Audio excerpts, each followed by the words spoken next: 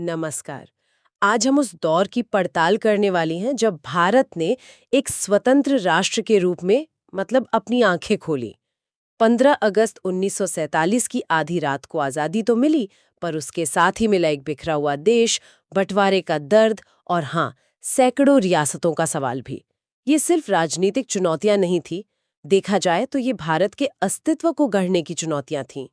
हमारे पास जो स्रोत है वो उस समय के दस्तावेज, नेताओं के विचार और घटनाओं के विश्लेषण, इन सब का एक मिश्रण है। ये हमें दिखाते हैं कि कैसे नए राष्ट्र की नींव रखी गई, किन उम्मीदों, किन आशंकाओं और किन समझौतों के साथ। ये सिर्फ इतिहास का ब्यौरा नहीं है, बल्कि उन फैसलों की पड़ताल है जिनका असर हम आज भी महसूस करते हैं। तो चलिए इन स्रोतों के जरिए समझते हैं कि कैसे भारत ने अपने शुरुआती सबसे मुश्किल सालों का सामना किया। इस चर्चा का मकसद है उन जटिल प्रक्रियाओं और महत्वपूर्ण घटनाओं को गहराई से समझना जिन्होंने आधुनिक भारत की दिशा तय की। सबसे पहले यह समझना जरूरी है कि उस समय राष्ट्र निर्माण का मतलब क्या था। ये शब्द सुनने में तो सीधा लगता है, लेकिन स्रोत बताते हैं कि पंडित जवाहरलाल नेहरू के लिए इसका दायरा बहुत बड़ा था। ये सिर्फ नक्शे पर लकीरें खींचना या सरकार बना लेना नहीं था। बिल्कुल सही। नेहरू का दृष्टिकोण, जैसा कि स्रोतों में उभर कर आता है, वो बहुआयामी था। उनके लिए राष्ट्र निर्माण का मतलब था सामाजिक, आर्थिक, सांस्कृतिक और राजनीतिक स्तर पर एक जुड़ाव पैदा करना, जिससे लोगों में हम भारतीय हैं ये वाली भावना पनपे। वे सिर्फ राजनीतिक स्वतंत्रता से संतुष्ट नहीं थे, बल्कि एक आधुनिक, लोकतांत्रिक और हाँ, धर्मनिरपेक्ष भारत का सपना देख रहे थे, जहां कानून का राज हो। स्रोत नेहरू के राष्ट्र निर्माण के कुछ प्रमुख स्तंभों का जिक्र करते हैं। इनमें संवैधानिक और लोकतांत्रिक व्यवस्था पर जोर तो था ही, लेकिन और क्या खास था? हाँ, स्रोत 5 मुख्य बातों को रेखांकित करते हैं। पहला, एक मजबूत संवैधानिक ढांचा, जिसके लिए उन्होंने कनाडा के मॉडल से प्रेरणा ली, जहां केंद्र शक्तिशाली होता है। दूसरा, राज्य निर्माण, यानी प्रशासनिक इकाइयों का गठन, जैसे 1953 में आंध्र प्रदेश बना या 1963 में नागालैंड। ये उदाहरण है। तीसरा, सामाजिक और आर्थिक न्याय। इसमें पिछड़े वर्गों के लिए आरक्षण और एक कल्याणकारी राज्य की सोच शामिल थी। चौथा, शिक्षा और कानून व्यवस्था, जिसमें भाषा नीति पर समझदारी और कह सकते हैं लचीलापन दिखाना जरूरी था। और पांचवां, एक स्वतंत्र विदेश नीति, जिसमें गुटनिरपेक्षता और पड़ोसी देशों, खासकर मुस्लिम देशों से अच्छे संबंध बनाना शामिल था। दिलचस्प है कि स्रोत ये भी बताते हैं कि नेहरू कुछ मामलों में काफी सतर्क थे, जैसे समान नागरिक संहिता अनुच्छेद 44, या हिंदी को तुरंत एकमात्र राजभाषा बनाने जैसे मुद्दे, अनुच्छेद 343 वाला। हाँ, और ये उनकी रणनीति का एक अहम हिस्सा था, कह सकते हैं। स्रोत बताते हैं कि वे इन संवेदनशील मुद्दों पर धीरे चलना चाहते थे, क्योंकि उन्हें डर था कि जल्दबाजी से विभिन्न समुदायों में, खासकर अल्पसंख्यकों और गैर हिंदी भाषियों में असुरक्षा की भावना बढ़ सकती है। ये दिखाता है कि उनके लिए राष्ट्र निर्माण में एकता और सर्वसम्मति बनाए रखना कितना महत्वपूर्ण था, भले ही इसके लिए कुछ आदर्शों को तात्कालिक रूप से पूरी तरह लागू न किया जाए। ये एक तरह का व्यावहारिक राष्ट्रवाद था। लेकिन राष्ट्र निर्माण की इन योजनाओं के बीच आजादी के साथ ही एक बहुत बड़ी त्रासदी जुड़ी थी, बंटवारा। 14 अगस्त 1947 को पाकिस्तान का जन्म हुआ और रातों रात लाखों लोग अपने ही घरों में पराये हो गए, शरणार्थी बन गए। ये वाकई एक भयानक मानवीय संकट था, इसमें कोई शक नहीं। स्रोत बताते हैं कि लाखों लोग पश्चिमी पाकिस्तान, यानी आज का पाकिस्तान, से पूर्वी पंजाब, राजस्थान, उत्तर प्रदेश, बम्बई, अब मुंबई और दिल्ली आए। इसी तरह पूर्वी पाकिस्तान, जो आज का बांग्लादेश है, वहां से बड़ी संख्या में लोग पश्चिम बंगाल, असम और त्रिपुरा पहुंचे। इन लोगों ने सब कुछ खो दिया था, घर, जमीन, रिश्तेदार। उनका पुनर्वास करना नई सरकार के लिए एक बहुत बड़ी और तत्काल चुनौती थी। स्रोतों में नागरिकता से जुड़े कुछ नियमों का भी जिक्र है, जो इस उथल-पुथल भरे माहौल में लागू किए गए। ये थोड़ा जटिल लगता है, खासकर 1 मार्च 1947 और 19 जुलाई 1948 की तारीखें। हाँ, इसे समझने के लिए उस समय की स्थिति को देखना होगा। मूल सिद्धांत तो ये था कि जो लोग बंटवारे के बाद पाकिस्तान चले गए, वे सामान्यतः भारतीय नागरिक नहीं रहे। लेकिन इसमें कुछ पेच थे। स्रोत स्पष्ट करते हैं कि 1 मार्च 1947 ये तारीख इसलिए अहम थी क्योंकि इस तारीख के बाद पाकिस्तान जाने वालों को सामान्यतः भारत का नागरिक नहीं माना गया। लेकिन अगर कोई व्यक्ति पाकिस्तान जाने के बाद भारत में स्थायी रूप से बसने के इरादे से एक परमिट लेकर 19 जुलाई 1948 से पहले लौट आया, तो उसे नागरिक माना जा सकता था। 19 जुलाई 1948 के बाद लौटने वालों के लिए प्रक्रिया थोड़ी अलग थी। उन्हें पंजीकरण कराना होता था। यह व्यवस्था उन लोगों का ध्यान में रखकर बनाई गई थी जो शायद शुरुआती अफरा तफरी में चले गए थे, लेकिन वापस लौटना चाहते थे। अच्छा, बंटवारे और शरणार्थी संकट के साथ ही एक और बड़ी चुनौती सामने खड़ी थी, भारत का राजनीतिक एकीकरण। उस समय भारत सिर्फ ब्रिटिश प्रांतों का समूह नहीं था। बिल्कुल। उस समय का भारत नक्शे पर दो रंगों में दिखता था। लाल भारत यानी ब्रिटिश प्रांत, जिन पर सीधे अंग्रेजों का शासन था, और पीला भारत यानी लगभग 565 छोटी बड़ी देशी रियासतें, जहां भारतीय राजाओं या नवाबों का शासन था, हालांकि वो भी ब्रिटिश सत्ता के अधीन ही थे एक तरह से। आज़ादी के साथ इन रियासतों पर से ब्रिटिश प्रभुत्व समाप्त हो गया और सैद्धांतिक रूप से वो आज़ाद हो गई। उन्हें ये विकल्प दिया गया कि वो भारत में शामिल हों, पाकिस्तान में शामिल हों या स्वतंत्र रहें।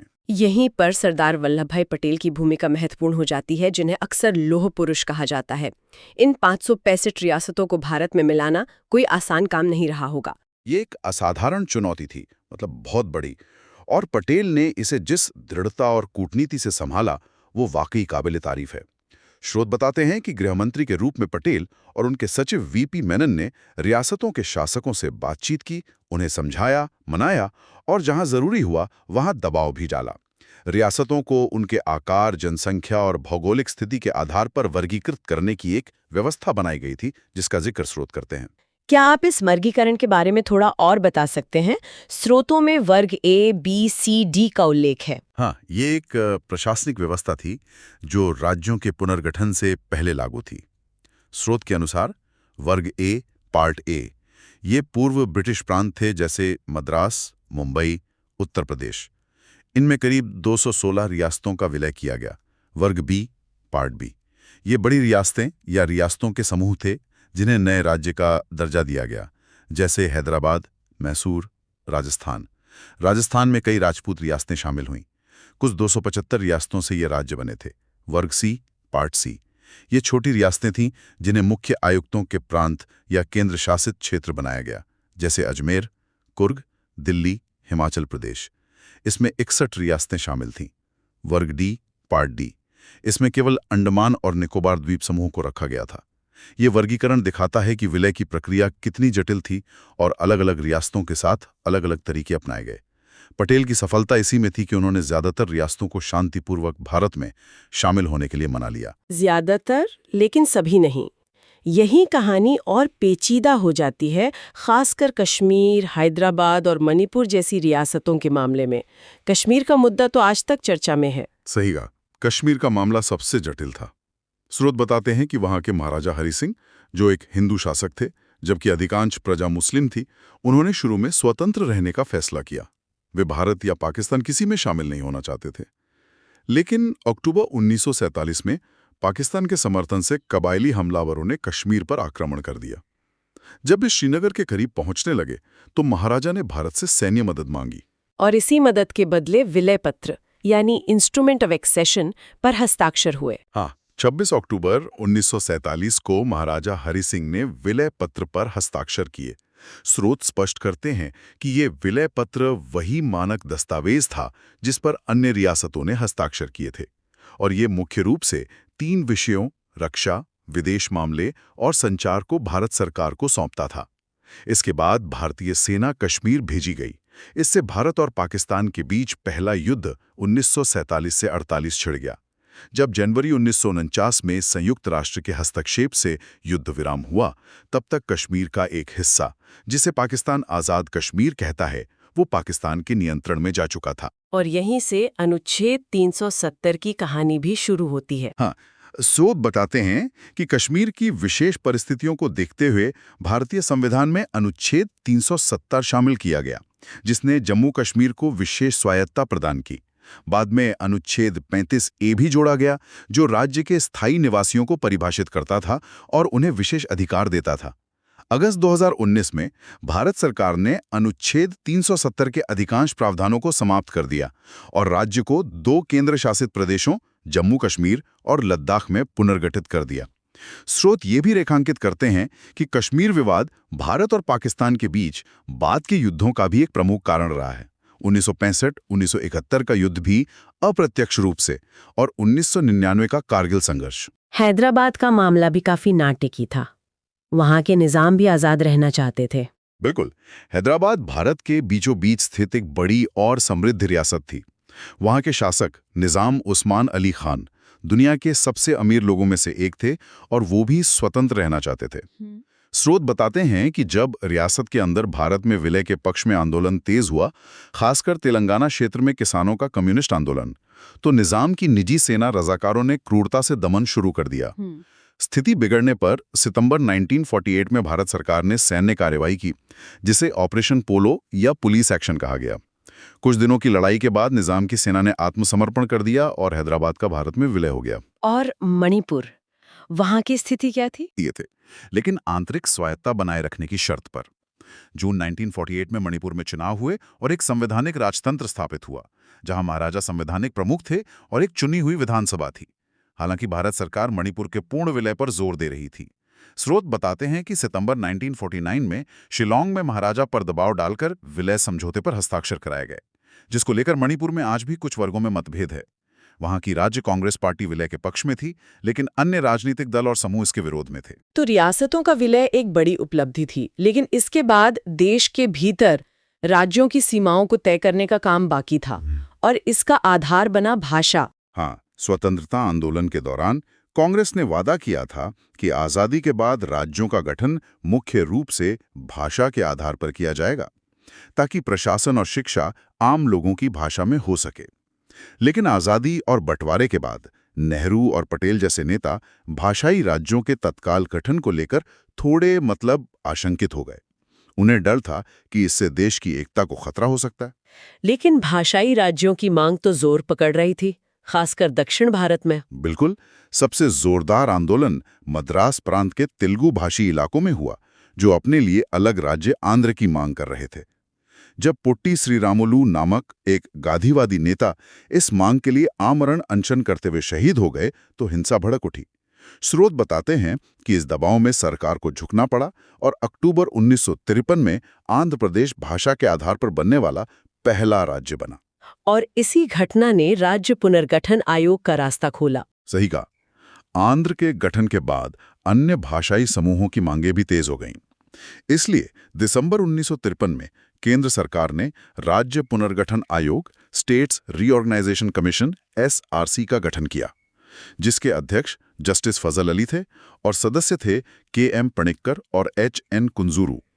इस आयोग ने पूरे देश का दौरा किया, लोगों से बात की और 1955 में अपनी रिपोर्ट सौंपी।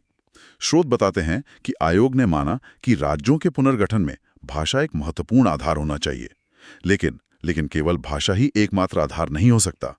प्रशासनिक सुविधा, आर्थिक व्यवहार्यता और राष्ट्रीय एकता जैसे कारकों को भी ध्यान में रखना जरूरी है।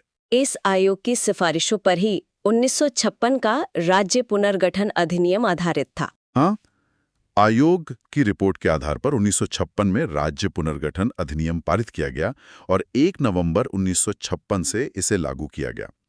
इसके तहत राज्यों की पुरानी ABCD श्रेणियों को समाप्त कर दिया गया और भारत को 14 राज्यों और 6 केंद्र शासित प्रदेशों में बांटा गया। यह एक बहुत बड़ा कदम था, जिसने भारत के आंतरिक नक्शे को काफी हद तक बदल दिया। लेकिन ये प्रक्रिया 1956 में रुकी नहीं। स्रोत तो बाद में भी कई राज्यों के बनने का जिक्र करते हैं। बिल्कुल नहीं रुकी, ये एक सतत प्रक्रिया रही है। स्रोत कई उदाहरण देते हैं। 1960 में बंबई राज्य को भाषा के आधार पर 2 हिस्सों में बांटा गया, मराठी भाषियों के लिए महाराष्ट्र और गुजराती भाषियों के लिए गुजरात। 1961 में पुर्तगाली शासन से गोवा, दमन और दीव को मुक्त कराया गया और उन्हें केंद्र शासित प्रदेश बनाया गया। बाद में गोवा को पूर्ण राज्य का दर्जा मिला। 1963 में असम से अलग करके नागालैंड को राज्य बनाया गया। 1966 में पंजाब का पुनर्गठन हुआ।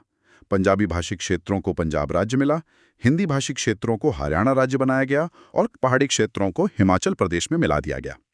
चंडीगढ़ को दोनों राज्यों की संयुक्त राजधानी और केंद्र शासित प्रदेश बनाया गया। हाँ, ये तो काफी बड़ा पुनर्गठन था। बिल्कुल। फिर पूर्वोत्तर में और भी राज्य बने, जैसे 1971-72 में मेघालय, मणिपुर और त्रिपुरा को राज्य का दर्जा मिला। 1975 में सिक्किम का भारत में पूर्ण विलय हुआ और वो एक राज्य बन गया। 1987 में अरुणाचल प्रदेश और मिजोरम, जो पहले केंद्र शासित प्रदेश थे, राज्य बने।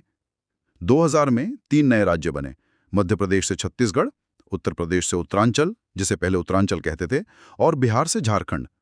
2014 में आंध्र प्रदेश का फिर से विभाजन हुआ और तेलंगाना भारत का 29वां राज्य बना। और जैसा हमने पहले चर्चा की, 2019 में जम्मू कश्मीर राज्य का पुनर्गठन करके 2 केंद्र शासित प्रदेश बनाए गए। इसके अलावा स्रोत ये भी बताते हैं कि 1954 में फ्रांसीसी सरकार ने अपने बस्तियां पौंडीचेरी, पुडुचेरी, कराईकण, माहे और यनम भारत को सौंप दी। 1962 में इन्हें मिलाकर पौंडीचेरी केंद्र शासित प्रदेश बनाया गया। चंद्रनगर का विलय तो पहले ही 1954 में पश्चिम बंगाल में हो चुका था। ये सब दिखाता है कि भारत की आंतरिक और बाहरी सीमाएं समय के साथ कैसे विकसित हुई हैं। संविधान का अनुच्छेद 3 सरकार को नए राज्य बनाने, मौजूदा राज्यों की सीमाओं या नाम बदलने का अधिकार देता है, जिसका उपयोग समय समय पर किया गया है, जैसे बंबई का महाराष्ट्र, मैसूर का कर्नाटक, मद्रास का तमिलनाडु या उत्तरांचल का उत्तराखंड नामकरण। जब राज्यों का पुनर्गठन मुख्य रूप से भाषा के आधार पर हो रहा था, तो राष्ट्रीय स्तर पर भाषा का सवाल भी बहुत अहम हो गया होगा। हिंदी को राजभाषा बनाने का विचार तो संविधान सभा में ही था।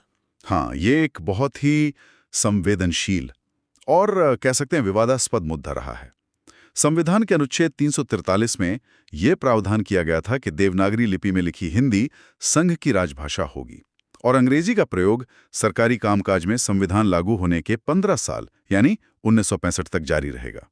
इसके बाद हिंदी को धीरे धीरे अंग्रेजी की जगह लेनी थी, लेकिन यहाँ फिर नेहरू की व्यवहारिक सोच सामने आती है। किस तरह से? स्रोत बताते हैं कि जैसे जैसे 1965 की समय सीमा नजदीक आ रही थी, गैर हिंदी भाषी राज्यों, खासकर तमिलनाडु में जबरदस्त विरोध प्रदर्शन होने लगे। उन्हें डर था कि हिंदी थोपने से उनके लिए सरकारी नौकरियों और अन्य अवसरों में नुकसान होगा। नेहरू ने इन आशंकाओं को समझा और 1959 में संसद में आश्वासन दिया कि जब तक गैर हिंदी भाषी लोग चाहेंगे, अंग्रेजी सह राजभाषा के रूप में बनी रहेगी। और इसी आश्वासन को कानूनी रूप देने के लिए 1963 में राजभाषा अधिनियम लाया गया। बिल्कुल, 1963 के राजभाषा अधिनियम ने नेहरू के आश्वासन को कानूनी जामा पहनाया और 1965 के बाद भी हिंदी के साथ साथ अंग्रेजी के प्रयोग को अनिश्चितकाल तक जारी रखने की अनुमति दी।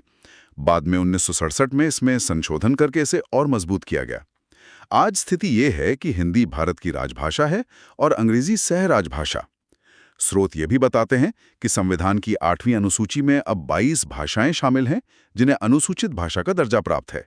ये भारत की भाषाई विविधता को मान्यता देने का एक तरीका है। स्रोत में महात्मा गांधी की इच्छा का भी उल्लेख है कि हिंदी राष्ट्रभाषा बने। हाँ, गांधी जी हिंदुस्तान मतलब हिंदी और उर्दू का मिला जुला रूप, उसको राष्ट्रभाषा बनाना चाहते थे, क्योंकि उनका मानना था कि यह उत्तर भारत में बड़े पैमाने पर बोली और समझी जाती है और यह देश को जोड़ने का काम कर सकती है।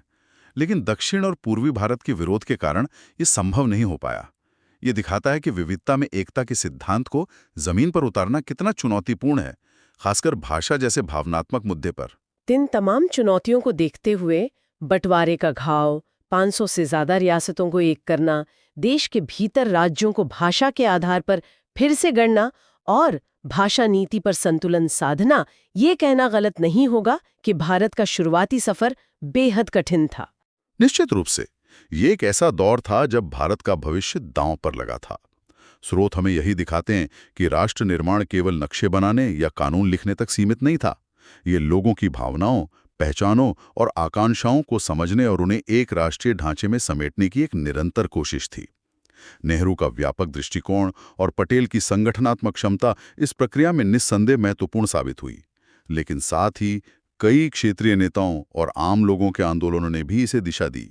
ये सफर आसान नहीं था और जैसा कि हाल की घटनाओं से भी पता चलता है, कई मायनों में ये आज भी जारी है।